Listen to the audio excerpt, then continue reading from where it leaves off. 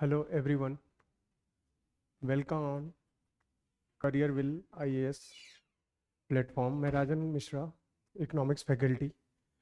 आज हम लोग जो इंडियन इकॉनमी का जो प्रेजेंट नेचर है, वर्तमान जो स्वरूप है भारतीय अर्थव्यवस्था का, उसके बारे में हम लोग डिस्कशन करेंगे कि कैसे इंडियन इकॉनमी वर्तमान में कैसे वर्क कर रही है, उसका नेचर क्या है, आपका है क्या स्वरूप है इस समय भारतीय अर्थव्यवस्था का। ये सारा कुछ हम लोग आज देखेंगे यहाँ पे। तो हम लोग मूव करते हैं आगे की तरफ कि भारतीय अर्थव्यवस्था का क्या स्वरूप है और कैसे भारतीय अर्थव्यवस्था आपकी काम कर रही है वर्तमान में आपका। तो मैं कुछ सिद्धांत यहाँ पे, कुछ थियरी इकोनॉमिक्स के डिस्कस करूंगा और ये प्रूफ करेगा कि हमारी इकोनॉमी टिल्ट हुई है किसी अदर डायरेक्शन में आपकी। तो जैसे हमारी इकोनॉमी का जो नेचर है on the basis of government participation, ठीक है। पहली बात ये आती है कि हम नेचर ऑफ इकोनॉमी क्यों पढ़ते हैं, ठीक है। हम अपनी अर्थव्यवस्था का स्वरूप हम क्यों देखते हैं। तो अगर जो मैं इसके बेसिक में अगर जो जाके देखूं और जिसका प्रस्तावना देखूं, why do we study the nature of economy, किसी भी अर्थव्यवस्था का जो स्वरूप है हम उसको क्यों देखते हैं, तो उसके पीछे कारण ये है आपका कि अगर जो आप नेचर ऑफ इकोनॉमी समझ गए तो आपको गवर्नमेंट की जो पॉलिसी है वो समझने में आसानी हो जाएगी, गवर्नमेंट किस डायरेक्शन में आपकी काम कर रही है, प्राइवेट सेक्टर कैसे आपके वहाँ काम कर रहे हैं वो भी आपको समझने में आसानी हो जाएगी, कैसे वो गुड्स एंड सर्विसेज को प्रोड्यूस कर रहे हैं, वस्तु और सेवाओं को कैसे उत्पादित कर रहे हैं, कैसे वो आपके बीच तक आ रही है, कौन सी पॉलिसी गवर्नमेंट लेके चल रही है और कैसे प्राइवेट सेक्टर बिहेव अपना उस समय कर रहे हैं, कैसा अपना बिहेवियर दिखा रहे हैं। और दूसरी बात ये कि जो भविष्य में आप अगर ब्यूरोक्रेट्स बनते हो तो आपको भी पॉलिसी में ही जाना है। पॉलिसी बनाने में आपको आसानी होती है कि अगर जो आप अपनी इकोनॉमी का नेचर समझ रहे हो, इकोनॉमी का नेचर जान रहे हो। तो जैसे अगर मैंने आपका कुछ दिन पहले अभी लेक्चर आपको दिया था क्योंकि क्यों फॉर्म लॉ विड्रॉ किया गया, तो फॉर्म लॉ के विड्रॉल के पीछे हमारी इकोनॉमी का नेचर भी क्या करता है, कुछ हद तक काम कर रहा है।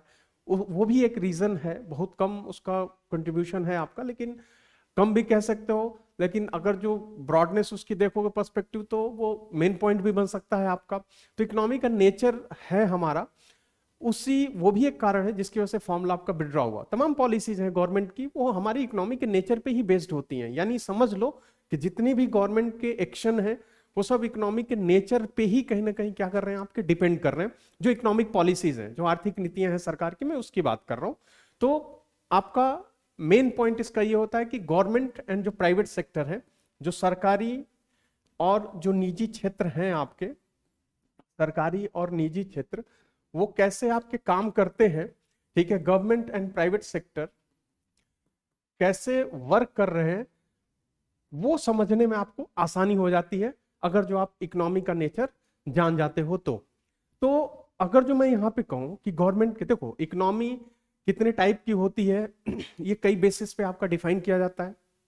पहला जो बेसिस है वो गवर्नमेंट का पार्टिसिपेशन है, गवर्नमेंट की भागीदारी है, सरकार का रोल जो हमारी अर्थव्यवस्था में, वो पहला आधार होता है। उस आधार पे अगर जो आप देखोगे तो जो अर्थव्यवस्थाएं होती है मुख्यतः on the basis of government role, सरकार की भागीदारी के आधार पे, पार्टिसिपेशन के आधार पे जो अर्थव्यवस्थाएं होती है मुख्यतः तीन तरह की होती हैं। पहला है आपका कैपिटलिस्ट इकोनॉमी, कैपिटलिस्ट इकोनॉमी, पूंजीवादी अर्थव्यवस्था, पूंजीवादी अर्थव्यवस्था। दूसरा जो आपका पड़ता है वो है आपका स्टेट इकोनॉमी, स्टेट इकोनॉमी, राज्य आधारित अर्थव्यवस्था, इसी को सोशलिस्ट भी आप कहते हो, समाजवादी अर्थव्यवस्था भी कहते हो, राज्य आधारित अर्थव्यवस्था। तीसरा जो होता है वो होता है आपका मिक्स्ड इकोनॉमी, मिक्स्ड इकोनॉमी, मिश्रित अर्थव्यवस्था, मिश्रित अर्थव्यवस्था। ये on the basis of government participation, सरकार की भागीदारी के आधार पे मैंने बोला आपको। इवन सेक्टर के आधार पे जब आप डिफाइन करने जाते हो, क्षेत्र के आधार पे, तो क्षेत्र के आधार पे जो अर्थव्यवस्थाएं होती हैं वो भी आपकी 3 तरह की होती हैं, एग्रेरियन इकोनॉमी, कृषक अर्थव्यवस्था, देन आपका मैन्युफैक्चरिंग इकोनॉमी, विनिर्माण अर्थव्यवस्था आपका, देन उसके बाद आप देखते हो कि सर्विस इकोनॉमी, सेवा अर्थव्यवस्था। 5 सेक्टर होते हैं इकोनॉमी के। उन 5 के बेसिस पे 3 आपके क्या कहते हैं कि टाइप्स ऑफ इकोनॉमी क्या होती है आपकी डिफाइन होती है। वहीं पे ट्रेड, व्यापार के आधार पे देखो तो इकोनॉमी ओपन होती है, खुली अर्थव्यवस्था, इकोनॉमी क्लोज्ड होती है, बंद अर्थव्यवस्था आपकी। देन उसके बाद आप आते हो डेवलपमेंट के आधार पे, विकास के आधार पे, तो 2 तरह की अर्थव्यवस्थाएं होती हैं, 3 तरह की अर्थव्यवस्थाएं होती हैं, डेवलप्ड इकोनॉमी, विकसित अर्थव्यवस्था, डेवलपिंग इकोनॉमी, विकासशील अर्थव्यवस्था। ये 2 मेन हो गई। उसके अलावा तीसरा उसी में होता है आपका अंडर डेवलप्ड इकोनॉमी, अल्प विकसित अर्थव्यवस्था आपकी। तो ये विकास के आधार पे, तो डिफरेंट बेसिस पे हम डिफरेंट टाइप की इकोनॉमी क्या करते हैं आपका डिफाइन करते हैं।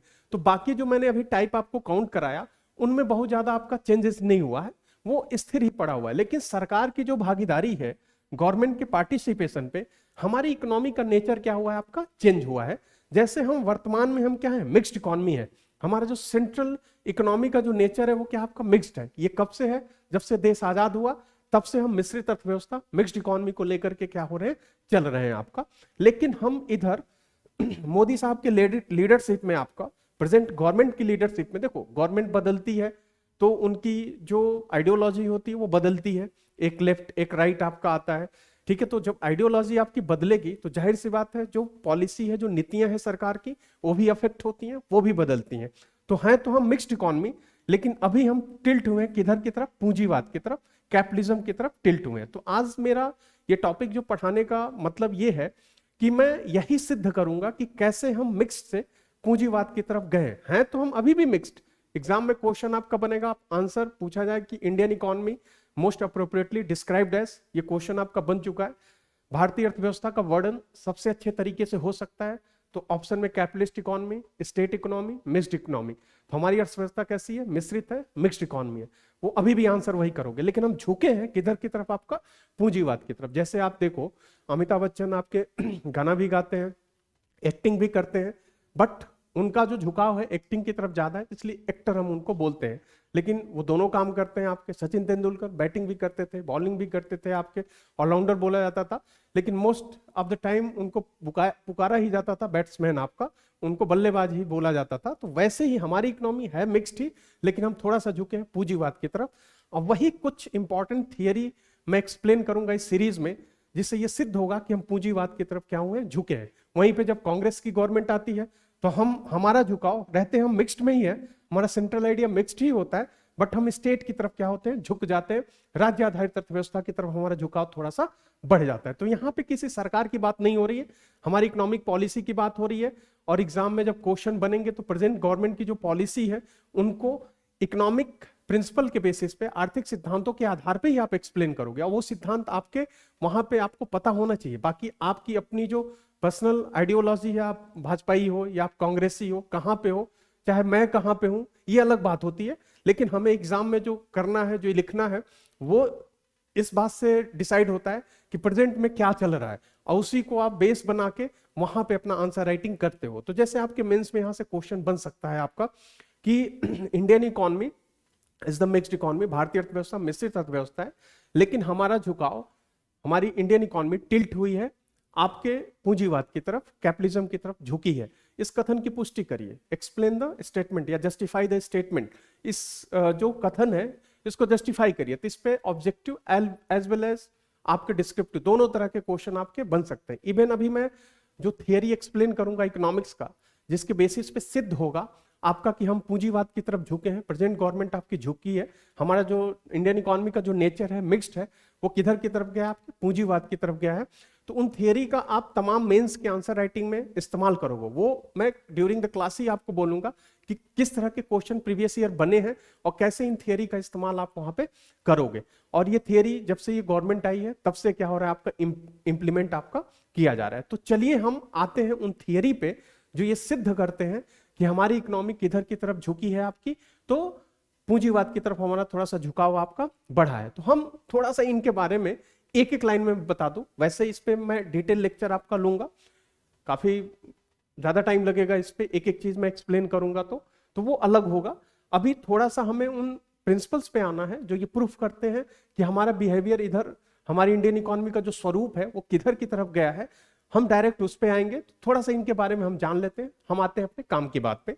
तो आप यहाँ पे देखिए, कैपिटलिस्ट इकोनॉमी को अगर जो आप एक्सप्लेन करते हो तो होता क्या है कि यहाँ पे जो प्रोडक्शन एंड प्राइस होता है, मार्केट फोर्स ही क्या करते हैं, डिटरमाइन करते हैं। यहाँ पे जो उत्पादन है, ठीक, क्या होगा उत्पादन ऐसी अर्थव्यवस्था में, और उस उत्पाद का, प्रोडक्ट का मूल्य क्या होगा, मार्केट फोर्स डिसाइड करते हैं। बाजार की शक्तियां क्या करते हैं, डिसाइड करती हैं। बाजार की शक्तियां, डिमांड हो गया, सप्लाई हो गया, कंपनी हो गई, फर्म हो गई, ये सब मार्केट फोर्स में क्या होती हैं, आपकी काउंट होती हैं। जैसे आपके इकोनॉमी में अगर जो डिमांड किसी भी चीज की बढ़ रही है, जैसे अभी क्या कहते हैं, क्रिप्टो करेंसी की बात है, क्रिप्टो करेंसी की बात हो रही है। क्रिप्टो करेंसी पे मैं आगे आपका वीडियो बनाऊंगा, लेक्चर उस पर आएगा हमारा। तो क्रिप्टो करेंसी, जैसे हमारा क्या है कि डिमांड है हमारे वहां crypto currency, but crypto currency कहीं ना कहीं नेगेटिव जा रही है हमारे लिए, ठीक है। तो गवर्नमेंट अभी उस पर विंटर सेशन में बिल लेके आ रही है। क्रिप्टो करेंसी हमारे वहां रहेगी तो किस फॉर्म में रहेगी, और जहां पे हम रोकेंगे तो किस वजह से उसको रोकेंगे, ये गवर्नमेंट आपके डिसाइड करे। खैर वो नेगेटिव है, उसका 90% जो पार्ट है वो नेगेटिव, बट उसकी टेक्नोलॉजी क्या है पीछे जो है वो पॉजिटिव है आपका। लेकिन डिमांड है तो हम उसको क्या कर रहे हैं, यहाँ पे यूज कर रहे हैं। तो हमारे वहां क्या होता है, जैसे आपका जो कैपिटलिस्ट इकोनॉमी होती है, तो हमने क्या किया आपका, जैसे क्या कहते हैं, क्रिप्टो करेंसी पे हमने बीच का रास्ता अपनाया। जहां पे नुकसान होगा हम उसको रोकेंगे, उसकी डिटेल कहानी अगले लेक्चर में बताऊंगा मैं। जो फायदे की चीज हम वो एक्सेप्ट करेंगे। बट जो कैपिटलिस्ट इकोनॉमी है, आप देखिए यूएस उन्होंने उसको बतौर कमोडिटी या एसेट फुली क्या कर लिया, एक्सेप्ट कर लिया। बतौर करेंसी तो नहीं, उन्होंने डिनाई कर दिया उसको, बट कमोडिटी बतौर फुली क्या कर लिया, उन्होंने उसको एक्सेप्ट कर लिया। तो कैपिटलिस्ट इकोनॉमी में जापान को भी देख लीजिए, ठीक है। तो इस तरह से क्या होता है, कैपिटलिस्ट इकोनॉमी में चाइना ने इसको पूरी ब्लॉक कर दिया, जो आपकी क्रिप्टो करेंसी है। तो आपका क्या है कि कैपिटलिस्ट इकोनॉमी में कोई भी प्रोडक्ट अगर जो आता है, तो डिमांड है, उसकी कंपनी डिसाइड कर रही है, तो वो चलेगा वहां पे, ठीक है। क्योंकि हर चीज कौन डिसाइड कर रहा है, कंपनी फर्म वहां पे डिसाइड कर रही है। डिमांड सप्लाई पे क्या हो रहा है, डिसीजन आपका किया जा रहा है। इसीलिए यहाँ पे प्राइवेट सेक्टर क्या होते हैं, आपके ज्यादा मिलते हैं। प्राइवेट सेक्टर जो होते हैं आपके ज्यादा मिलते हैं। जो निजी क्षेत्र है वो आपको ज्यादा देखने को यहाँ पे क्या होंगे, मिलेंगे, ठीक है। प्राइवेट सेक्टर आपको यहाँ पे ज्यादा देखने को मिलता है कैपिटलिस्ट इकोनॉमी में। वहीं पे जो स्टेट इकोनॉमी होती है, आपकी जगह नहीं है इसलिए मैंने उसको हटा दिया। जो राज्य आधारित अर्थव्यवस्था स्टेट इकोनॉमी होती है, यहाँ पे आपको गवर्नमेंट सेक्टर, सरकारी क्षेत्र क्या होता है, आपको ज्यादा देखने को यहाँ मिलता है, गवर्नमेंट सेक्टर। क्योंकि यहाँ पे जो प्रोडक्शन एंड प्राइस होता है, किसी भी चीज का उत्पादन, क्या उत्पादित करना है। जैसे अमेरिका में अगर जो बर्गर की डिमांड है, ठीक है, तो वो बनेगा वहां पे, कोई रोकेगा नहीं उसको, गवर्नमेंट इंटरफेयर नहीं करती है वहां पे, ठीक। लेकिन वहीं पे रसिया है आपका, जैसे रूस है, चीन है, ये सब स्टेट इकोनॉमी को लेके चलते हैं। खैर इंटरनली कुछ जगह पे इकोनॉमिक पॉलिसी में चाइना तो पूंजीवाद की तरफ झुक गया, ठीक है। तो आपका क्या है कि गवर्नमेंट सेक्टर, गवर्नमेंट वहां पे चीजों को निर्धारित करती है। तो गवर्नमेंट ने बोला कि भाई ये बर्गर यहाँ पे नहीं बनेगा, हेल्थ के लिए इंजूरियस है, तो वहां पे ब्लॉक हो जाएगा, नहीं बनेगा आपका। लेकिन यहाँ पे बनेगा क्योंकि मार्केट फोर्स डिसाइड कर रहा है। मार्केट फोर्स डिमांड हो गया, कंपनी हो गई, फर्म हो गई, वो डिसाइड कर रहे हैं। तो यहाँ पे प्राइवेट सेक्टर, यहाँ पे गवर्नमेंट सेक्टर, क्योंकि हर चीज गवर्नमेंट डिसाइड करती है, तो गवर्नमेंट डिसीजन में भी इन्वॉल्व होती है, और गवर्नमेंट की कंपनीज भी ऐसी इकोनॉमी में क्या होती है, आपको ज्यादा देखने को मिलती है। वहीं पे जो मिक्स्ड इकोनॉमी है, देखो सब एक एक लाइन में मैं एक्सप्लेन कर रहा हूं आपको, क्योंकि हमें मेन मुद्दे की उस पर क्या करना है, आना है आपका, ठीक। अगला है आपका मिक्स्ड इकोनॉमी है। मिक्स्ड इकोनॉमी में क्या करते हैं, कैपिटलिस्ट और स्टेट दोनों को क्या करते हैं, मिला के चलते हैं। और यहाँ पे प्राइवेट एंड गवर्नमेंट सेक्टर दोनों साइमल्टेनियसली एक साथ क्या करते हैं, आपके कार्य कर रहे होते हैं। ऐसी अर्थव्यवस्था में गवर्नमेंट एंड प्राइवेट सेक्टर दोनों एक साथ क्या करते हैं, आपके काम करते हैं। इसी को हम क्या कहते हैं, मिक्स्ड इकोनॉमी कहते हैं। तो हमारी जो इकोनॉमी, जैसे यूएस हो गया, यूके हो गया, ये सब कैपिटलिस्ट इकोनॉमी है आपका। वहीं पे रसिया हो गया, चाइना हो गया, ठीक है, ईस्ट एशिया के तमाम देश हैं, वो क्या है, आपके स्टेट इकोनॉमी को लेके चलते हैं। वहां पे हर चीज गवर्नमेंट कंट्रोल करती है। गवर्नमेंट का वहां पे क्या है, आपका ज्यादा से ज्यादा पार्टिसिपेशन है, गवर्नमेंट की भागीदारी ज्यादा है। यहाँ पे पूंजीवाद में गवर्नमेंट की भागीदारी कम होती है, गवर्नमेंट बहुत कम इंटरफियर करती है। यहाँ पे गवर्नमेंट की भागीदारी क्या होती है, कुछ ज्यादा हो जाती है, जरूरत से ज्यादा हो जाती है। खैर इस समय कोई भी आइडियली नहीं पूंजीवादी देश है, और नहीं कोई देश पूरी राज्य आधारित अर्थव्यवस्था सोशलिस्ट है आपका, आइडियली कोई भी नहीं है पूरा। क्योंकि ग्रेट डिप्रेशन, महामंदी जो 1929-30 में आई थी, उसके बाद सबने अपने नेचर में क्या किया, सुधार किया। कैपिटलिस्ट भी अब थोड़ा सा अपने अंदर स्टेट को लेके आते हैं, लेकिन मैक्सिमम झुकाव पूंजीवाद की तरफ इनका होता है। स्टेट भी अपने अंदर कैपिटलिज्म को लेके आए, लेकिन इनका मैक्सिमम झुकाव किधर की तरफ होता है, आपका स्टेट की तरफ होता है, सोशलिस्ट की तरफ होता है। मिक्स्ड इकोनॉमी जो होती है ये दोनों को मिला के चलती है। जैसे हमारी भारतीय अर्थव्यवस्था इंडियन इकोनॉमी है, जब देश आजाद हुआ तो पंडित नेहरू ने अपनी इकोनॉमी को कैसा रखा, मिक्स्ड रखा। कारण ये था आपका कि हमारे वहां गरीबी ज्यादा थी, आपकी पॉवर्टी, गरीबी आपको ज्यादा देखने को मिलती थी अपने वहां, पॉवर्टी आपका, एंड अनएम्प्लॉयमेंट उस समय क्या था आपका, बेरोजगारी भी क्या थी आपकी, ज्यादा थी, बेरोजगारी भी देखने को मिलती थी। इसीलिए हमने अपनी इकोनॉमी को कैसा रखा, ये रीजन है, और भी कारण है आपके। हमने अपनी इकोनॉमी को कैसा रखा, मिक्स्ड रखा। गरीबी ज्यादा थी, इसकी वजह से हमने मिक्स्ड को क्यों चुना, क्योंकि भैया रोजगार देना था और चीजों को अफोर्डेबल बनाना था, सबके लिए वो चीज क्या हो जाए, सब तक पहुंच जाए। जैसे रेलवे है, रेलवे आज भी देख लो सरकार के अंडर में, अब कुछ ट्रेनें उसमें प्राइवेट की गई हैं, बट रेलवे नहीं प्राइवेटाइज हुआ है आपका, उसकी कुछ ट्रेनें क्या हुई हैं आपकी, प्राइवेटाइज हुई हैं। तो रेलवे मैक्सिमम आदमी क्या करते हैं, इस्तेमाल करते हैं रेलवे को। तो उन्होंने, पंडित नेहरू ने क्या किया, अपने अंडर में किया, ताकि चीजें सस्ती रहेंगी, प्राइस कंट्रोल रहेगा, प्राइस गवर्नमेंट डिसाइड करेगी। क्योंकि अगर जो आप क्या करते हो, सरकार के अंडर में रखोगे तो वहां पे सरकार ही उसको डिसाइड करेगी प्राइस को, फिर सरकार प्राइस इस तरह से रखेगी कि आम आदमी भी ट्रेन में बैठ के आसानी से आपका जा सके। तो उन्होंने क्या रखा, आपका जितनी भी हैवी इंडस्ट्री थी सब गवर्नमेंट ने अपने अंडर में किया। तो अगर जो आपका सरकार के अंडर में चीज है तो वो किसका लक्षण है, आपके स्टेट इकोनॉमी का सिम्टम्स होता है। अनएम्प्लॉयमेंट, बेरोजगारी ज्यादा थी, सबको सरकार रोजगार नहीं दे सकती थी, रोजगार जनरेट करना था आपका, तो गवर्नमेंट भी इतना ज्यादा एम्प्लॉयमेंट जनरेट नहीं कर सकती थी। तो गवर्नमेंट ने जो छोटी छोटी इंडस्ट्री थी, गवर्नमेंट ने उसको क्या कर दिया, आपका प्राइवेटाइज कर दिया।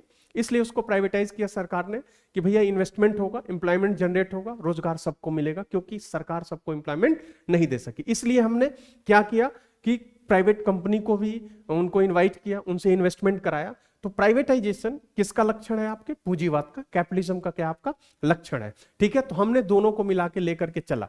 इवन हमें कैपिटल फॉर्मेशन भी करना था। कैपिटल मतलब पूंजी, मतलब होता है बिल्डिंग, टूल्स, ये सब चीजें हमें इन्वेस्ट करवानी थी अपने देश में, कैपिटल फॉर्मेशन आपका करवाना था। तो ये भी एक रीजन था, कैपिटल फॉर्मेशन आपका, पूंजी का जो निर्माण है, पूंजी निर्माण हमें करवाना था, कैपिटल फॉर्मेशन। तो इसकी वजह से भी हमने क्या किया, आपका ये अपनी इकोनॉमी को कैसा रखा, आपका मिक्स्ड रखा, क्योंकि इन्वेस्टमेंट होगा, ठीक है, तभी तो गवर्नमेंट पास इतना पैसा तो था नहीं कि हर जगह गवर्नमेंट ही बिल्डिंग मशीन ये सब रेल रोड, मतलब खैर चलो रेल तो सरकार के अंडर में था, आपका जो रोड है वो सारा कुछ सरकार ही बनवाया आपका। तो इन्वेस्टमेंट इनको कराना था, तो इन्होंने पूंजीवाद को भी वहां पे क्या किया, जगह दिया। तो राज्य आधारित अर्थव्यवस्था, पूंजीवाद, दोनों को हम मिला के लेके चले। जब देश आजाद हुआ तो नेहरू तक तो बैलेंस रहा आपका, बट उनकी जब सुपुत्री श्रीमती इंदिरा गांधी आई तो उनका राज्य स्टेट इकोनॉमी की तरफ झुकाव ज्यादा बढ़ गया। और इसका एक एग्जांपल है 42nd आपका जो कॉन्स्टिट्यूशनल अमेंडमेंट हुआ, उसमें भी चीजें देखने को मिली। देन उसके बाद नेशनलाइजेशन ऑफ बैंक हुआ, राष्ट्रीयकरण हुआ, जो प्राइवेट बैंक थे उनको सरकारी बनाया गया आपका। ये सब क्या थे, आपके उसी के सिम्टम्स थे कि हम स्टेट इकोनॉमी की तरफ आपका बढ़ रहे हैं, उधर की तरफ हमारा झुकाव आपका बढ़ रहा है। लेकिन हमें उसका कुछ बहुत बड़ा फायदा मिला नहीं, और नहीं तो इकोनॉमी और गड्ढे में गई। फिर 1991 में आपका LPG reform, liberalisation, privatisation and globalisation किया गया। तो इंदिरा गांधी के टाइम हमारा झुकाव स्टेट की तरफ क्या हो गया, आपका ज्यादा बढ़ गया। यानी जो इकोनॉमी हमारी लगभग पहले 50-50 एक तरह से बैलेंस मान के चल सकते हो, नेहरू तक 50-50 चल रही थी, 50 कैपिटलिस्ट था और 50 आपका स्टेट था, 50 आपका पूंजीवाद, 50 आपका राज्य आधारित अर्थव्यवस्था था। इंदिरा गांधी के टाइम पे ये उल्टा हो गया, आपका जो स्टेट था इसका जो रेशियो था ये लगभग 70 तक पहुंच गया, और ये घट के कितना हो गया, आपका 30 तक आपका आ गया। ठीक है, फिर भाई देखा गया कि इसका बहुत बड़ा हमें कुछ बेनिफिट मिला नहीं, तो एलपीजी रिफॉर्म 1991 में हुआ, लिबरलाइजेशन, प्राइवेटाइजेशन एंड ग्लोबलाइजेशन, ठीक है, उदारीकरण, वैश्वीकरण और निजीकरण, एलपीजी रिफॉर्म 1991 में स्टार्ट होता है। देन उसके बाद हमारी इकोनॉमी का जो नेचर है, जो स्वरूप है, वो फिर से थोड़ा सा चेंज हुआ। ये जो स्टेट इकोनॉमी है ये डाउन होना शुरू हुई, ये कुछ 60 पे आई और ये बढ़ के कुछ, मैंने एक डिजिट में लेके आपको समझाने का प्रयास किया, ये 40 तक क्या हुआ, आपका आया। अब थोड़ा सा जो स्टेट है वो डाउन होना शुरू हुआ, पूंजीवाद क्या हुआ, आपका बढ़ना स्टार्ट हुआ, बट उतना नहीं जितना हमें रिक्वायरमेंट आपकी थी। कांग्रेस फिर 2004 में आती है, ठीक है, उन्होंने चीजों को बैलेंस करने का सोचा, ठीक है, चीजें बैलेंस रही। लेकिन जब ये आए 2014 में, तो इन्होंने क्या किया, अब ये जो आपके इंदिरा गांधी के टाइम ये रेशियो स्टेट और आपके कैपिटलिस्ट इकोनॉमी का था, इन्होंने यही चीज उल्टा करना शुरू कर दिया, कैपिटलिज्म को ज्यादा लाया और स्टेट को क्या किया, इन्होंने शुरू किया कम करना। आपने देखा होगा प्राइवेटाइजेशन तमाम चीजों का हो ही रहा है, आपका जारी ही है, ठीक है। तो ये रेशियो आपका बदला। अब कुछ इन्होंने सिद्धांतों को अर्थशास्त्र के फॉलो करना शुरू किया और उससे ये प्रूफ होता है कि हमारा जो झुकाव है वो पूंजीवाद की तरफ क्या होता है, बढ़ता है। तो कदम तो इन्होंने कई उठाए पूंजीवाद की तरफ जाने का, लेकिन दो बड़ी पॉपुलर थियरी है वो लगभग मैक्सिमम पॉलिसी में आपको दिख रही है। इवन जो सर्वे है, इधर के जो सर्वे है, इकोनॉमिक सर्वे, आर्थिक सर्वेक्षण, उसमें भी ये वर्ड बार बार आता है। पिछले एक सर्वे में आपका बड़े अच्छे से ट्रिकल डाउन और नज थियरी, अभी जो मैं आगे एक्सप्लेन करूंगा, ठीक है, इन दोनों का पूरा ब्लॉक बना के दिया गया था, बोला गया था ये पॉलिसी आपकी इन सिद्धांतों पे काम कर रही है, ये पॉलिसी इन सिद्धांतों पे काम कर रही है। इन्होंने सीधा अपने सर्वे में वो चीज क्या कर दी थी, लिख दी थी, और हर पॉलिसी में वो चीज इनकी क्या हो रही है, इस समय झलक रही है। तो उन्हीं पॉलिसी पे हम आते हैं और देखते हैं कि कैसे पूंजीवाद की तरफ झुकाव क्या हुआ है, बढ़ा हुआ है। तो हमारी जो इंडियन इकोनॉमी है, भारतीय अर्थव्यवस्था है, ये है तो मिश्रित अर्थव्यवस्था, लेकिन इस समय अर्थशास्त्र के कुछ सिद्धांतों को हम फॉलो कर रहे हैं, जिससे यह सिद्ध होता है कि हमारा झुकाव पूंजीवाद की तरफ बढ़ा है। कैसे सिद्ध होता है, कौन कौन से सिद्धांत हैं तो सिद्धांत बहुत, मतलब कई सिद्धांत हैं, कई ऐसे कदम हैं जो सरकार ले रही है जिससे ये सिद्ध हो रहा है कि हम पूंजीवाद की तरफ झुके हैं। लेकिन ये दो पॉपुलर थियरी हैं, ये हर जगह आपकी आ रही हैं, ठीक है, हर पॉलिसी में देखने को आ रही है लगभग आपका, और वो मैं विथ एग्जांपल आपको समझाऊंगा। पहला कौन है आपकी, ट्रिकल डाउन थियरी, टपकन सिद्धांत इसको हम कहते हैं, टपकन सिद्धांत।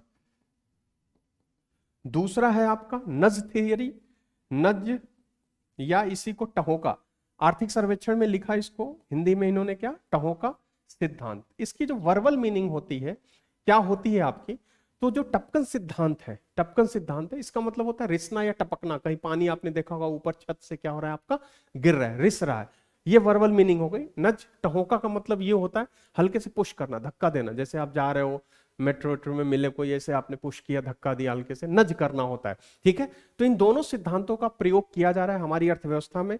इन दोनों सिद्धांतों ने काफी हद तक हमें टिल्ट कर दिया है, किधर, पूंजीवाद की तरफ टिल्ट किया है। तो हमारा अगला टास्क यही है कि हम इसमें से एक एक सिद्धांत को उठाएंगे, एक्सप्लेन करेंगे, और मैं प्रूफ करूंगा कि कैसे हमारा झुकाव पूंजीवाद की तरफ आपका बढ़ा है। तो चलिए हम अपने पहले सिद्धांत टपकन सिद्धांत को उठाते हैं, ट्रिकल डाउन थियरी को, और ये मैं प्रूफ करता हूं कि कैसे हमारी इकोनॉमी आपकी पूंजीवाद की तरफ, कैपिटलिस्ट की तरफ क्या हुई, आपकी झुकी है। देखो ट्रिकल डाउन थियरी जो है आपका, जो टपकन सिद्धांत है, टपकन सिद्धांत, इसके जो इसको जो उछाला था या अच्छे तरीके से जिन्होंने इस्तेमाल किया था, तो टपकन सिद्धांत को इस्तेमाल करने वाले जो व्यक्ति थे वो थे रोनाल्ड रीगन साहब। अब थोड़ा सा यहां पे देखना, trickle down theory in the economics जो बेहतर तरीके से इस्तेमाल किया था वो रोनाल्ड रीगन साहब ने किया था। अब कुछ लोग होते हैं बोलते कि नहीं सर, ये तो लॉर्ड मैकाले ने पहले ये वर्ड लाया था, ठीक है। तो भैया मैं इतिहास में नहीं जा रहा हूँ, अगर जो आपको इतिहास में जाना है तो मैं उससे पहले भी जा सकता हूँ, मैं रामायण काल में जा सकता हूँ, क्योंकि रामायण काल में रामराज में भी ट्रिकल डाउन वर्ड आपका था, इसका इस्तेमाल आपका किया जाता था। तब अंग्रेजी नहीं थी आपकी, लेकिन कुछ इसी तरह से क्या होता था, आपका काम होता था, जो उस समय का टैक्स आपका लगाया जाता था। एग्जाम्पल दिया जाता था आपका कि टैक्स इस तरह से वसूलो ताकि किसी को पता ना चले, और उस पैसे को, मतलब पता ना चले मतलब जेब मत काट लो किसी का, ठीक है, उसको इस तरह से वसूलो कि लोगों के ऊपर भार कम आए, और फिर उस टैक्स को उठा के किसी वेलफेयर कल्याणकारी काम में लगाओ। तो उस समय भी आपके लगा करते थे। एग्जाम्पल दिया जाता था, जैसे आपके वर्षा होती है, बादल पानी हर जगह से उठाते हैं, लेकिन एक जगह जाके क्या होते हैं, बरस जाते हैं, जहां पे जरूरत उसकी होती है वहां पे वो जाके बरसते हैं। इस तरह से टैक्स लगाइए। तो मैं उससे पहले भी जा सकता हूं, तो मुझे हिस्ट्री में नहीं जाना है यहाँ पे किसने क्या किया था। इकोनॉमिक्स के पर्सपेक्टिव में बोलूं, इवन ये ट्रिकल डाउन वर्ड आपका ग्रेट डिप्रेशन में भी यूज था आपका, लेकिन बट उतना नहीं। सबसे ज्यादा इसका इस्तेमाल किया रोनाल्ड रीगन साहब ने। 80 के डिकेड्स में, 80 के दशक में अमेरिका की इकोनॉमी बहुत डाउन चल रही थी, ठीक है। तो इकोनॉमी को रिवाइव करने के लिए उन्होंने ट्रिकल डाउन थियरी का इस्तेमाल किया और अमेरिका की इकोनॉमी को रिवाइव करने का प्रयास किया। हुआ भी, एक अमेरिका की इकोनॉमी कुछ हद तक रिवाइव हुई, ऊपर आई, ठीक है, सफलता मिली लेकिन उतनी नहीं जितना इन्होंने सोचा था, इसलिए कुछ इकोनॉमिस्ट कहते नहीं ये तो फेल कर गया। ऐसे कह देना आपका बिल्कुल गलत है। कुछ एमिनेंट इकोनॉमिस्ट हैं वो मानते हैं कि हाँ इसका क्या हुआ था, आपका बेनिफिट हुआ था। तो 80 के डिकेड्स में और अभी भी इस्तेमाल हो रहा है, अभी भी बेनिफिट आपको मिल रहा है। मैं अभी प्रूफ करूंगा आपका, किस तरह से डिनाई कर जाना आपका सही नहीं है। तो टपकन सिद्धांत, ठीक है, आपका रोनाल्ड रीगन साहब ने हाईलाइट किया और फायदा मिला, उसी चीज को हम आज के टाइम में लेकर के चल रहे हैं। यहां पे होता क्या है ट्रिकल डाउन थियरी में, यह एक तरह से आपूर्ति, ठीक है, आपूर्ति पक्ष वाले अर्थशास्त्र का एक भाग है। ये सप्लाई साइड इकोनॉमी का क्या होता है, एक पार्ट होता है।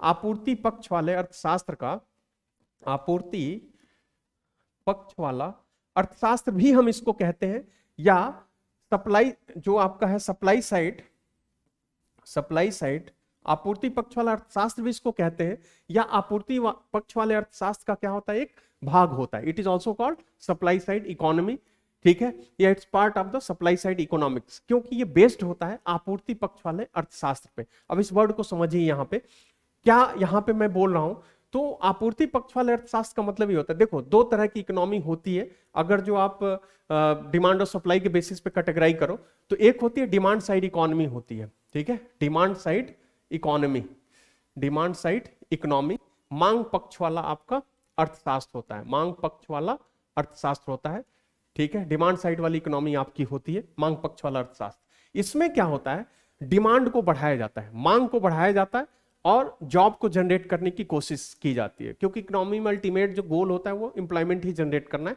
पब्लिक वेलफेयर ही है, ठीक है। तो आपका क्या है कि डिमांड साइड वाली इकोनॉमी में क्या होता है कि मांग को बढ़ा के जॉब को क्या करते हैं, जनरेट करते हैं। इसके जो सबसे बड़े क्या कहते हैं कि प्रमोटर थे, इसको आगे लाने वाले, वो मेनार्ड किन्स साहब थे, जॉन मेनार्ड किन्स, ठीक। मिक्स्ड इकोनॉमी के से भी उनका काफी संबंध है, वो सब इकोनॉमिक थियरी में मैं डिटेल में पढ़ाऊंगा आपको, ठीक है। खैर यहाँ पे हमारा मेन मुद्दा कुछ और है, उस पे हम आते हैं। तो जॉन मेनार्ड किन्स साहब इसके प्रमोटर हैं।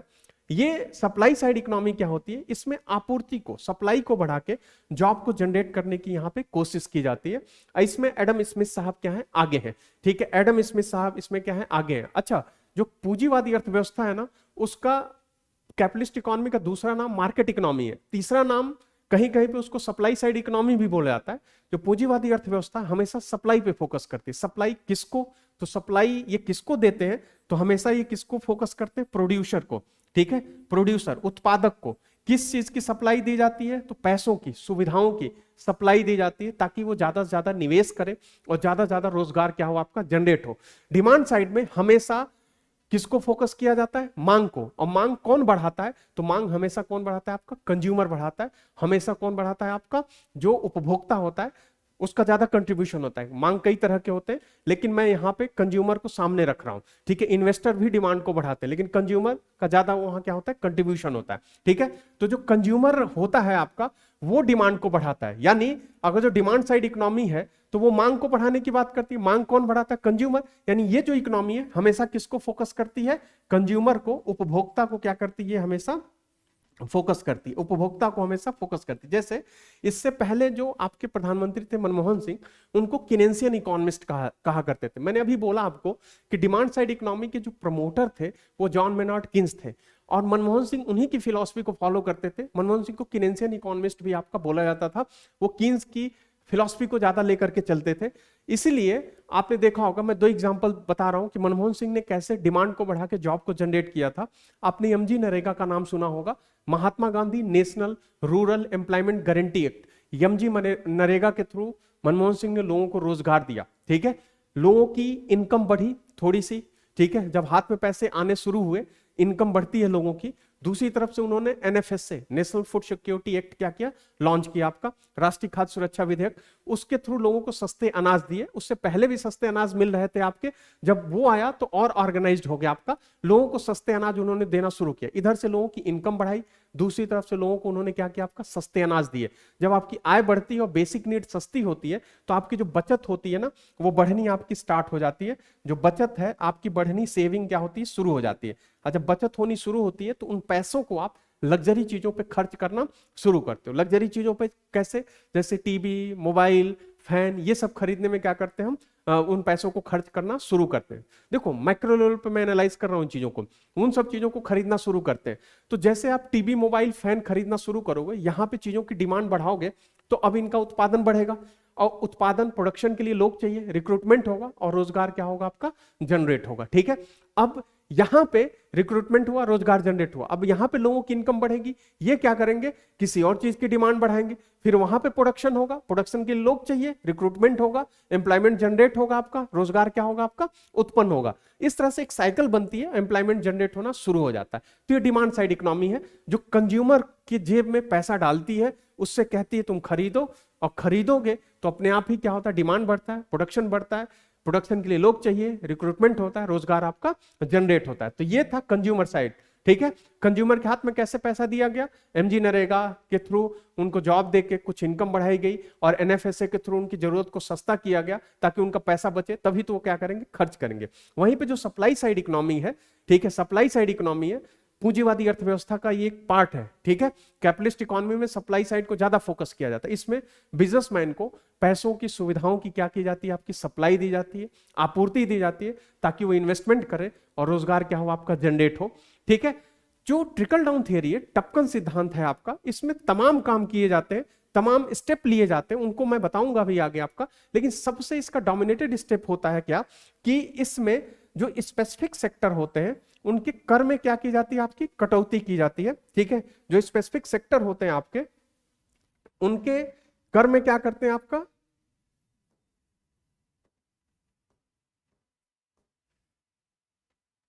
ठीक है, जो स्पेसिफिक सेक्टर होते हैं, जो विशेष क्षेत्र होते हैं, उनके कर में क्या की जाती है, आपकी कटौती की जाती है। ठीक है, tax cut of specific sector is the main feature of trickle down theory. ठीक है, tax cut of specific sector is the main feature of trickle down theory. विशेष क्षेत्रों के कर में कटौती टपकन सिद्धांत का क्या होता है, आपका मुख्य लक्षण होता है। Tax cut of specific sector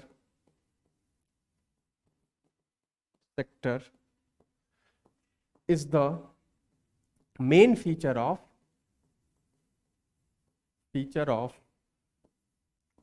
trickle down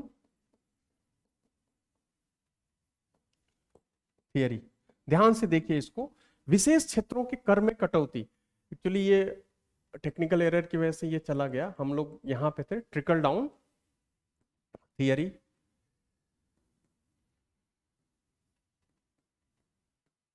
टपकन सिद्धांत। ठीक है, यही हम लोग देख रहे थे। तो मैंने आपको बताया था कि यहीं पे लिखा हुआ था ट्रिकल डाउन, यहीं पे लिखा हुआ था। ठीक है, तो विशेष क्षेत्रों के कर में कटौती, जो विशेष क्षेत्र होते हैं, विशेष क्षेत्रों के कर में कटौती, टपकन सिद्धांत के क्या होते हैं, आपके मुख्य लक्षण होते हैं। ठीक, फॉर एग्जाम्पल कुछ विशेष जो क्षेत्र होते हैं वहां पे टैक्स कट आपके किए जाते हैं। जैसे कॉर्पोरेट टैक्स है, कॉर्पोरेट टैक्स, निगम कर, कॉर्पोरेट टैक्स, निगम कर आपका। ठीक है, जो कॉर्पोरेट टैक्स है इसमें आपका कटौती किया गया भारत में। कॉर्पोरेट टैक्स जो पहले था आपका वो 30% के करीब था, बीच में इन्होंने 30 से 25 लाया था डोमेस्टिक कंपनी, घरेलू कंपनियों के लिए। अभी क्या किया, 2019 में इन्होंने 22% कर दिया old companies, and new companies के लिए इन्होंने कितना कर दिया, 15% कर दिया। ध्यान दीजिएगा, मैंने बोला कि विशेष क्षेत्रों के कर में क्या होती है, कटौती की जाती है। ठीक, और मैंने इससे पहले ये बोला कि बिजनेसमैन को पैसों की सुविधाओं की क्या जाती है, सप्लाई दी जाती है, ताकि वो निवेश करे और रोजगार, एम्प्लॉयमेंट क्या होता है, आपका जनरेट होता है। ठीक है, तो जो इन कॉर्पोरेट टैक्स था, अब कॉर्पोरेट टैक्स क्या होता है, ये फिस्कल पॉलिसी में डिटेल में आपको बताऊंगा। कॉर्पोरेट टैक्स होता क्या है आपका, तो कॉर्पोरेट टैक्स, निगम कर जो होता है, ये कंपनी के, बस यहां पे हमें यूज करना है तो एक लाइन में मैं आपको समझा रहा हूं, ये कंपनी के नेट इनकम, प्रॉफिट पे क्या होता है, ये लगता है। निगम कर क्या होता है, आपका लगाया जाता है कंपनी के नेट इनकम के ऊपर, प्रॉफिट के ऊपर। मतलब मान लो कि ये जो करियरविल आईएएस है, मान लो कि इनके 1 साल का जो प्रॉफिट है वो 1 करोड़ रुपए है, फॉर एग्जाम्पल मैंने ले लिया 1 करोड़ रुपया आपका है 1 साल का प्रॉफिट। मतलब जो काम करने वाले लोग हैं उनकी सैलरी वैली सब निकाल के, जो फैकल्टी है पढ़ा रही है सबका सैलरी वैली निकाल के 1 करोड़ नेट प्रॉफिट क्या होता है आपका बचता है। नेट इनकम इनकी होती है 1 करोड़ रुपए। ये किसका है? करियरविल आईएएस का है। ठीक है, अब यहां पे मान लो कि जो इसके ओनर है उनकी भी सैलरी होगी, वो भी निकाल दिया गया। ये करियरविल का अपना जो कंपनी है खुद में एक एंटिटी होती है। ठीक है, तो उसका इनकम कितना हुआ आपका? 1 करोड़ रुपए आपका हुआ। तो उसके ऊपर पहले कितना परसेंट टैक्स लगा करता था? 30%। तो आप 1 करोड़ पे कितना दोगे? 30 लाख रुपए सरकार को टैक्स दोगे, कारपोरेट टैक्स। अभी क्या हो गया आपका? मान लो कि ये पुरानी कंपनी है, तो अभी इनको कितना देना होगा आपका? 22%, 22 लाख रुपए क्या करना होगा इनको? पे करना होगा बतौर टैक्स। अब इनका कितना पैसा बचा आपका? तो इनका 8 लाख रुपए क्या हुआ आपका? बचा। पहले ये कितना देते थे? 30 लाख। अब कितना देंगे बतौर टैक्स आपका? 8 लाख रुपए। यानी देखो, ये कंपनी के ऊपर लगाया जाता है, कंपनी के ओनर के ऊपर नहीं। ओनर को जब सैलरी जाती है तो वो अपना इनकम टैक्स वहां पे क्या करते हैं? पे करते हैं। जैसे ये रिलायंस पे लगेगा, अंबानी के ऊपर ये टैक्स आपका नहीं लगेगा। ठीक है, तो कॉर्पोरेट टैक्स हमेशा कंपनी के ऊपर क्या होता है? लगाया जाता है। ठीक, तो 22 लाख रुपए ये क्या करेंगे? बताओ टैक्स यहां पे देंगे। इनका कितना बचा आपका? 8 लाख रुपया क्या हुआ? बचा। अब एक बिजनेसमैन का जब पैसा आपका बचता है, ठीक है, 8 लाख रुपया बचा। अब बिजनेसमैन का जब पैसा आपका बचता है तो वो पैसे को बैंक में नहीं रखता, उस पैसे को क्या करता है? इन्वेस्ट करता है। तो अब इनका जैसे है आपका, अब इनका पैसा बचा तो ये सोचेंगे कि हम ये जो ऑनलाइन चला रहे हैं, अब ऑफलाइन में भी क्या करते हैं? आपका स्टार्ट करते हैं। ठीक, अब ऑफलाइन के लिए इन्होंने मुखर्जी नगर में अपना हॉल लिया, पूरा ऑफिस बनाया आपका। ठीक, अब यहाँ पे ऑफलाइन क्लासेस स्टार्ट होंगी, तो उस ऑफलाइन जो ऑफिस है उसको चलाने के लिए centre head, centre manager, counsellor, इन सब क्या होगी? आपकी जरूरत होगी। इनको क्या करेंगे? ये रिक्रूट करेंगे। ऑफिस बॉय की भी जरूरत होगी, उसको भी रिक्रूट करेंगे। ठीक, तो फायदा किसको दिया? गवर्नमेंट ने बिजनेसमैन को फायदा किया। जैसे उसने निवेश किया, अब जैसे इन्वेस्टमेंट हुआ तुरंत क्या हुआ? वो फायदा रिश्ता हुआ, टपकता हुआ कहां तक आया? नीचे तक आया। एक स्किल्ड, अनस्किल्ड और सेमी स्किल्ड वर्कर को क्या मिली? आपकी जॉब मिली। ठीक है, मतलब वो फायदा रिश्ता हुआ, टपकता हुआ नीचे तक आया है। This is called the trickle down theory. इसी को हम क्या कहते हैं? आपका टपकन सिद्धांत, हम इसको क्या कहते हैं? आपका बोलते हैं। ठीक है, जैसे आपका यहां पे आपने देखा होगा कि जियो भी इसका एग्जांपल है। स्टार्टअप इंडिया के तहत आप कोई बिजनेस शुरू करो तो कुछ सालों तक ये टैक्स हॉलीडे है, टैक्स आपको देने की जरूरत नहीं होती है। ठीक है, टैक्स हॉलीडे है। अंबानी को इससे बढ़िया मौका मिल ही नहीं सकता था। अंबानी ने पूरी दुनिया से 14,000 करोड़ रुपए इकट्ठा किए और एक ही बार ऑल ओवर इंडिया 4G क्या किया? उन्होंने लॉन्च किया। जैसे 4G उन्होंने लॉन्च किया आपका, तो उससे क्या हुआ आपका कि आप डेटा के बारे में ही अगर जो देखो, तो जो डेटा हमें पहले आपका मिला करता था, ये अब मैं थोड़ा सा यहां से हटा रहा हूं, अब आपको ये समझ में आ गया होगा ये चीज।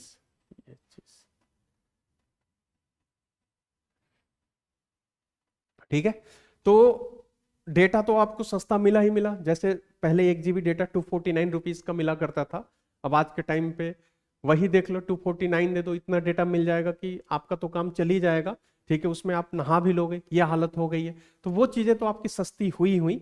दूसरा फायदा आपको क्या मिला कि जैसे इन्होंने ऑल ओवर इंडिया, ठीक है, जितने भी सर्कल है उसमें 4G जैसे लॉन्च किया, तो 4G को चलाने के लिए क्या चाहिए? आपका लोग चाहिए, रिक्रूटमेंट हुआ, वहां पे एम्प्लॉयमेंट क्या हुआ? जनरेट हुआ। टावर लगे, टावर को मेंटेन करने के लिए लोग चाहिए, वहां पे भी क्या हुआ? आपका रिक्रूटमेंट हुआ, रोजगार आपका जनरेट हुआ।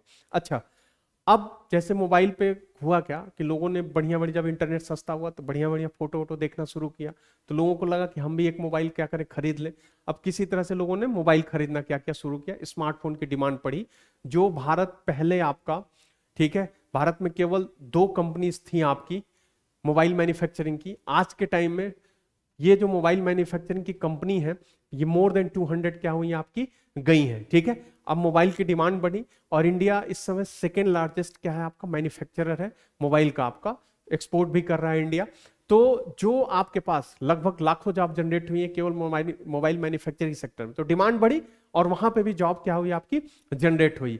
ठीक है, फायदा किसको दिया गया? अंबानी को। उन्होंने जैसे निवेश किया, लाखों जॉब क्या होती है? यहाँ पे आपकी जनरेट होती है। This is called the trickle down theory आपकी। इसी को हम क्या कहते हैं? आपका टपकन सिद्धांत कहते हैं। अब केवल मैंने एक एग्जांपल वहां का दिया है। ठीक है, ऐसे और भी बहुत एग्जांपल है, अपर लेवल पे भी, लोअर लेवल पे भी। ठीक है, जैसे production linked incentive, PLI, government ने अभी योजना चलाई है आपकी PLI, प्रोडक्शन लिंक्ड इंसेंटिव। उत्पादन से संबंधित जो गवर्नमेंट प्रोत्साहन दे रही है, PLI, ये भी कहीं ना कहीं ट्रिकल डाउन थियरी को ही क्या कर रहा है, आपका सपोर्ट कर रहा है।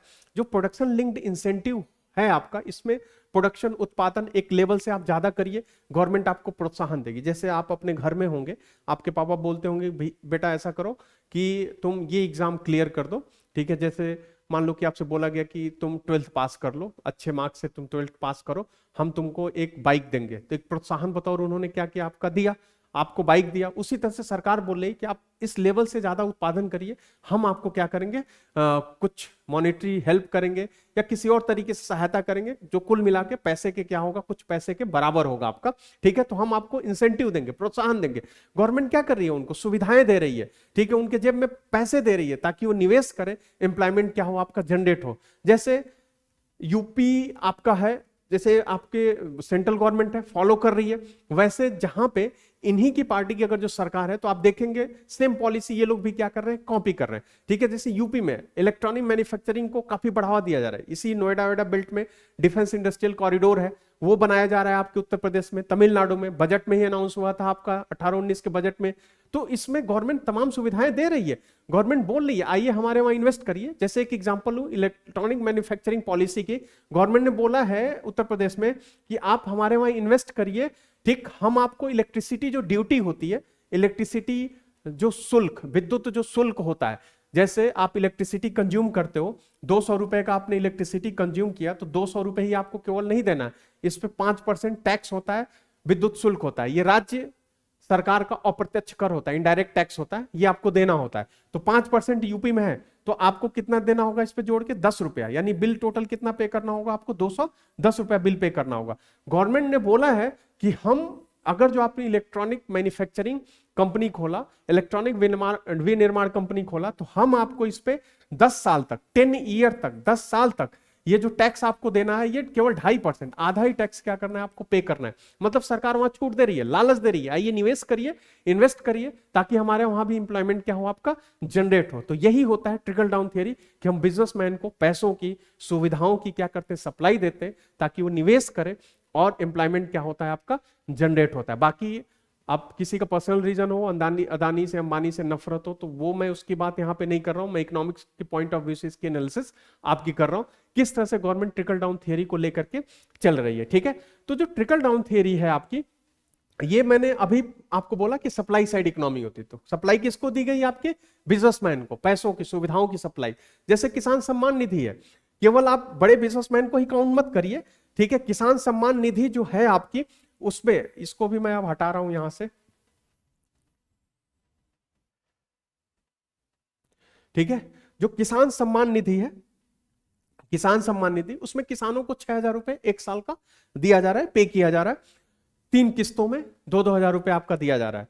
तो किसान क्या होता है, प्रोड्यूसर होता है आपका, उत्पादक होता है किसान, ठीक है। आप स्मॉल यूनिट अगर जिसको मानो, हमारे राष्ट्र की एक छोटी सी उत्पादक इकाई में अगर जो भी आप उसको इतने पे भी कंसीडर करते हो तो भी बहुत बड़ी बात है, ठीक है।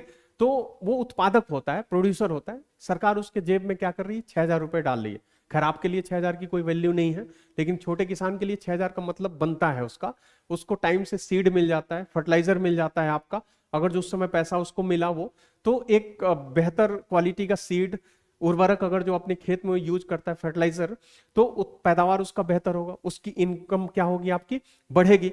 जब भाई पैदावार जो होगा वही सेल करके तो उसकी इनकम होती है, तो उसकी भी इनकम क्या होगी, बढ़ेगी, प्रोडक्शन क्या होगा आपका वहां पे बढ़ेगा। तो वो भी एक प्रोड्यूसर है, उसको भी गवर्नमेंट क्या कर रही, फैसिलिटी दे रही। तो किसान सम्मान निधि में भी आप क्या कर रहे हो, ट्रिकल डाउन थियरी का इस्तेमाल वहां पे कर रहे हो, ठीक है। तो यहां पे होता क्या है ट्रिकल डाउन थियरी में, तो विशेष क्षेत्रों के कर में क्या होती है, आपकी कटौती की जाती है। एक एग्जांपल हमने आपको क्या किया, बताया। अगला हम आते हैं, ठीक है। ट्रिकल डाउन केवल आपके सप्लाई बिजनेसमैन को ही नहीं देता है, अदर एंड पे भी क्या करता है, आपका फोकस करता है। Trickle down focus on investment, saving and consumption. जो टपकन सिद्धांत होता है, ये निवेश, बचत और उपभोग पर केंद्रित होता है, ठीक है। इसको भी क्या करता है, बचत, ये क्या करता है, आपका फोकस करता है। निवेश को मैंने बोला, इन्वेस्टमेंट को अभी एग्जांपल देके आपको बताया, एक और एग्जांपल दे रहा हूं। जैसे आपका कि यहाँ पे इंडिया को, जैसे इंडियन आर्मी है उसको आपके एडवांस राइफल की जरूरत थी जो AK-47 यूज करते हैं। आर्मी ने बोला कि यार अब ये पुराना हो गया है, हमें परेशानी होती है इसमें, आगे गोली जाती पीछे ग्रीस आता है हमारे चेहरे पे, तो कुछ इसको सुधार करो, नए वर्जन का हमें दीजिए। तो इन्होंने बोला क्या चाहिए आपको गवर्नमेंट ने आर्मी से, तो उन्होंने कहा कि AK-203 इस समय काफी बढ़िया है, वो राइफल आर्मी को क्या करिए आप दिलवाइए। AK-203 रशियन राइफल है आपका, तो रसिया से हमें प्रोक्योर करना था, खरीदना था। हमने बात किया रसिया से, भाई हमें ये राइफल चाहिए आपका, लेकिन कंडीशन हमने ये रखा कि आप, हम कुछ तो मंगाएंगे आपके वहां से, कुछ आप हमारे वहां आके बनाइए और यहीं से हम आपसे खरीदेंगे। तो रसिया ने बोला कि भाई ऐसा है कि आपके वहां बड़ी दिक्कत है जमीन उमीन की, हम कुंडाकुलम झेल चुके हैं, कुंडाकुलम पावर प्रोजेक्ट जो लग रहा था वहां पे रसिया ही लगा रहा था, वो न्यूक्लियर पावर प्लांट था आपका, इतना प्रोटेस्ट हुआ, डिले हुआ, आप जमीन दिलवा दीजिए, हम आपका ये काम कर देंगे, आपके इंडिया में आके बनाएंगे और वहीं से आपको सेल करेंगे। तो इन्होंने कहा कि चलिए अमेठी में एक है ऑर्डिनेंस फैक्ट्री है जो प्रॉपर तरीके से काम नहीं कर रही है, वही हम आपको देते हैं, आके आप वहीं बनाइए और फिर हमें वहां से क्या करिए, सेल करिए। तो देखो गवर्नमेंट ने इनको सुविधा दिया, ठीक है, जमीन दी, बोला कि आके आप यहाँ बनाइए। अब यहाँ पे AK-203 बन रहा है, यहां से हम खरीदेंगे, तो इससे फायदा आपको ये होगा, पहली चीज तो टेक्नोलॉजी ट्रांसफर होगी, जो आप पहले देसी कट्टा पे थे अब थोड़ा सा ऊपर उठेंगे, टेक्नोलॉजी आपकी क्या होगी, इंप्रूव होगी, पहला होगा। दूसरा क्या, अगर 30% भी इंजीनियर यहाँ के रिक्रूट करें तो 30% लोगों को रोजगार मिला कि नहीं मिला, तो गवर्नमेंट ने इनको सुविधा दिया, इन्होंने इन्वेस्टमेंट किया और आपका क्या हुआ, एम्प्लॉयमेंट जनरेट हुआ, नहीं ज्यादा अमाउंट में तो थोड़े अमाउंट पे यहाँ पे एम्प्लॉयमेंट क्या हुआ आपका, जनरेट हुआ। तो इस तरीके से हम क्या करते हैं, आपका सुविधाएं देते हैं। तो इन्वेस्टमेंट को इस तरह से सरकार क्या करती, बढ़ावा देती थी। हमने जमीन की सुविधा दी, जैसे आपने राफेल के बारे में सुना होगा, उन्होंने बोला कि राफेल का कुछ तो हम आपके वहां से लाएंगे, कुछ आपको इंडिया में बना के हमें क्या करना होगा, देना होगा, ठीक है। तो इन्होंने कहा, फ्रांस भी झेल चुका था, ठीक है, वो जैतापुर आपका झेल चुका था, महाराष्ट्र, उसने बोला यार जमीन की बहुत दिक्कत है, कुछ हमें जमीन उमीन दिलवाओ, तब तुम्हारे वहां राफेल हम क्या करेंगे, बनाएंगे, जो भविष्य में तुम हमसे खरीदोगे। तो इन्होंने कहा अच्छा चलो जमीन देते हैं हम आपको। तो अनिल अंबानी की जमीन आपके नागपुर में खाली थी, वहां पे इन्होंने क्या किया, आपका बोला कि आइए वहां पे खाली जमीन है, वो कुछ कर नहीं रहे हैं, उनको अपने में पार्टनर बना लीजिए और आप राफेल बना के हमें यहां से क्या करिए, सप्लाई करिए।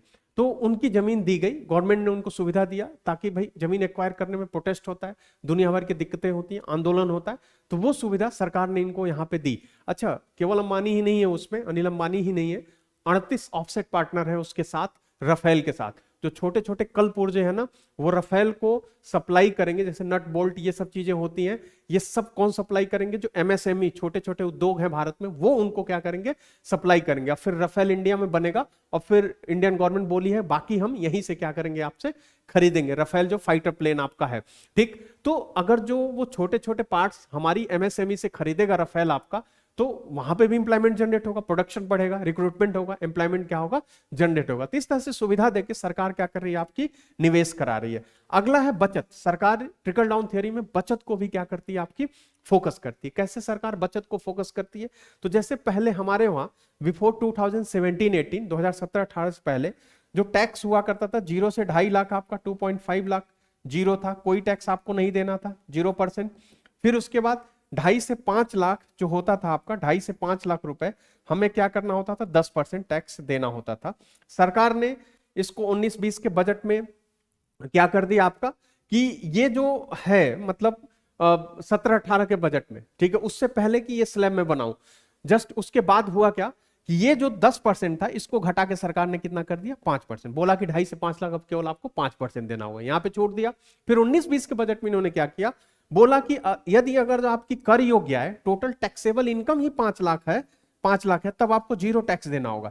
ध्यान दीजिएगा, ये बड़ा कंफ्यूजन वाला पार्ट है।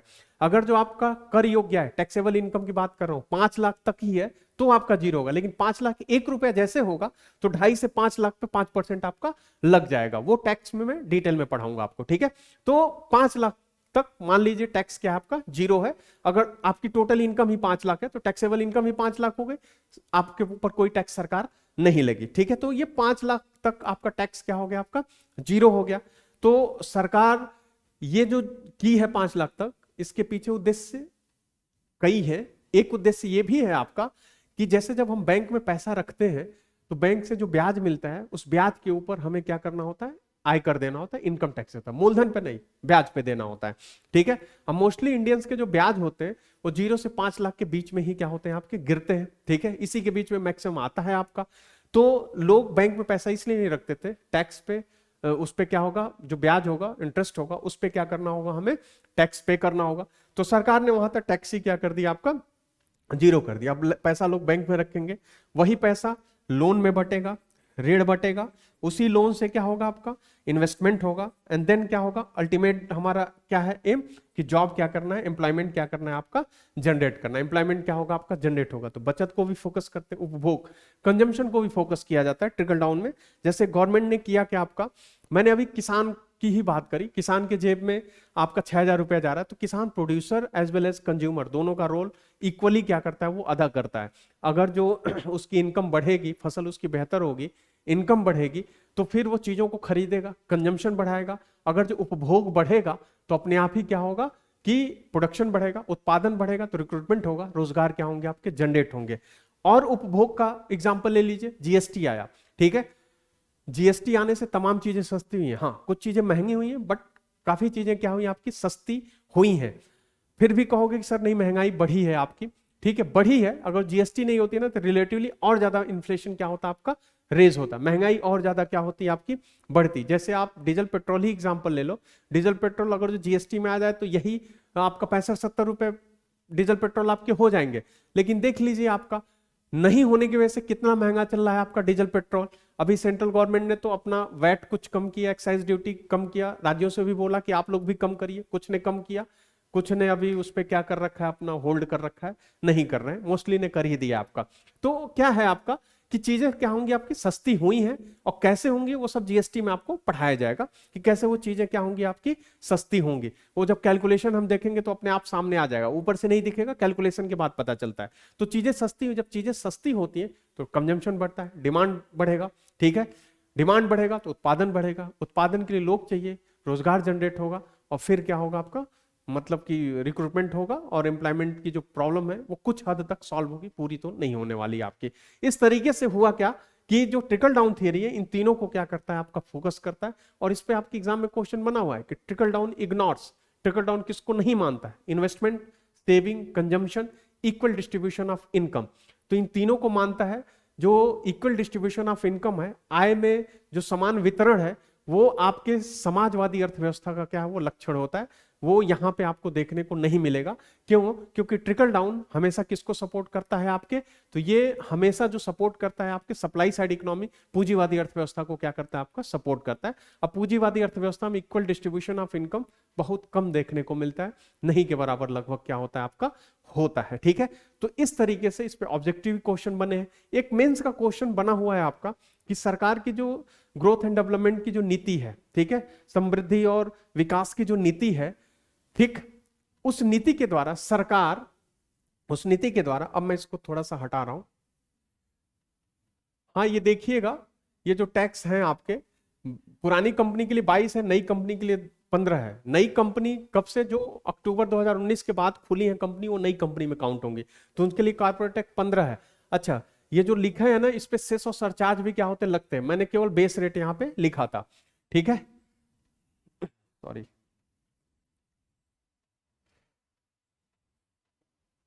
मेंस में क्वेश्चन ये बना था आपका कि जो समृद्धि और विकास की जो नीति है सरकार की, ग्रोथ एंड डेवलपमेंट की पॉलिसी है, उस पॉलिसी के द्वारा सरकार अपने इंक्लूसिव ग्रोथ, ठीक है, इंक्लूसिव ग्रोथ, इंक्लूसिव ग्रोथ, जो समावेशी विकास है, समावेशी विकास, समावेशी विकास, समावेशी समृद्धि के लक्ष्य को सरकार कैसे पूरा कर रही है। मतलब जो भी नीतियां सरकार चल रही है उससे समावेशी समृद्धि की जो टारगेट है सरकार का, जो ऑब्जेक्टिव है, उसको कैसे अचीव करें। इंक्लूसिव ग्रोथ का मतलब ये होता है कि जो समृद्धि, जो जीडीपी ग्रोथ बढ़े, उसका लाभ सब तक पहुंचे। एक लाइन में मैंने आपको बता दिया, सब तक पहुंचे। तो सब तक लाभ कैसे पहुंचेगा, कैसे सरकार उसको पूरा कर रही है, तो वहां पे आंसर राइटिंग में आप ट्रिकल डाउन थियरी का क्या करोगे, इस्तेमाल करोगे। इसी का इस्तेमाल करके है तो और भी तरीके, बट ये भी एक तरीका है जिसका इस्तेमाल करके सरकार इंक्लूसिव ग्रोथ, उसका लाभ सब तक क्या कर रही है, आपकी पहुंचा रही है। ठीक है, तो इस तरीके से ये ट्रिकल डाउन थियरी क्या करता है, आपका काम करता है, टपकन सिद्धांत आपका काम करता है। क्वेश्चन इस तरीके से बनेंगे, इस तरीके से आप क्या करोगे, इसका इस्तेमाल करोगे कि हमारी सरकार इस समय इन नीतियों को क्या कर रही है, लेकर के चल रही है, ऐसे क्या कर रही है, अपनी नीतियों को आगे बढ़ा रही है। तो यहां से सिद्ध होता है कि हम हैं तो मिक्स्ड इकोनॉमी, लेकिन पूंजीवाद की तरफ हम झुके हैं। क्यों? ट्रिकल डाउन थियरी को लेके चल रहे हैं। Trickle down theory supply side economy को सपोर्ट करता है, और सप्लाई साइड कैपिटलिस्ट इकोनॉमी पूंजीवादी अर्थव्यवस्था का क्या होता है, का एक भाग होता है, उसी का क्या होता है, आपका एक पार्ट होता है। कैसे काम करता है, ये सब कुछ मैंने यहाँ पे आपको एक्सप्लेन किया। अब जो हमारा अगला सिद्धांत है वो है नज थियरी। ठीक है, नज थियरी, टहों का सिद्धांत, उस पर हम चर्चा करेंगे, और वहां से भी मैं प्रूफ करूंगा कि कैसे हमारी अर्थव्यवस्था जो अभी है मिश्रित अर्थव्यवस्था, वो पूंजीवाद की तरफ क्या हुई है, झुकी है। एग्जाम में आप मिश्रित अर्थव्यवस्था ही टिक करोगे, लेकिन ऐसा अगर जो आपसे पूछा जाता है कि आप कैसे वहां पे झुके हो मेंस में, तो आप इन थियरी को बतौर वहां पे लिख के एक्सप्लेन करके आप प्रूफ कर सकते हो, सिद्ध कर सकते हो कि आपका झुकाव उधर बढ़ा हुआ है। और तमाम मेंस के आंसर में इन थियरी का इस्तेमाल आप कर सकते हो। ठीक है, जैसे प्रोडक्शन लिंक्ड इंसेंटिव है, मैंने आपको बताया प्रोडक्शन लिंक्ड इंसेंटिव, तो जो आपका प्रोडक्शन लिंक्ड इंसेंटिव है उसके बारे में लिखने को आता है PLI, तो भाई वहां पे भी तो ट्रिकल डाउन थियरी का इस्तेमाल कर रही है सरकार, तो वहां पे भी आप इस यूज कर सकते हैं, इसको वहां पे इस्तेमाल कर सकते हो, और आंसर आपका स्ट्रांग होगा। क्योंकि हमें मेंस के आंसर राइटिंग में बेसिक कंसेप्ट को हमेशा लिंक करके लिखना होता है, तभी हमारा आंसर क्या होता है, इफेक्टिव होता है। तो आज के लिए बस इतना ही, मिलते हैं हम अगले लेक्चर में नज थियरी के साथ, जहां पे कंप्लीट होगा कि कैसे हम पूंजीवाद की तरफ झुके हैं।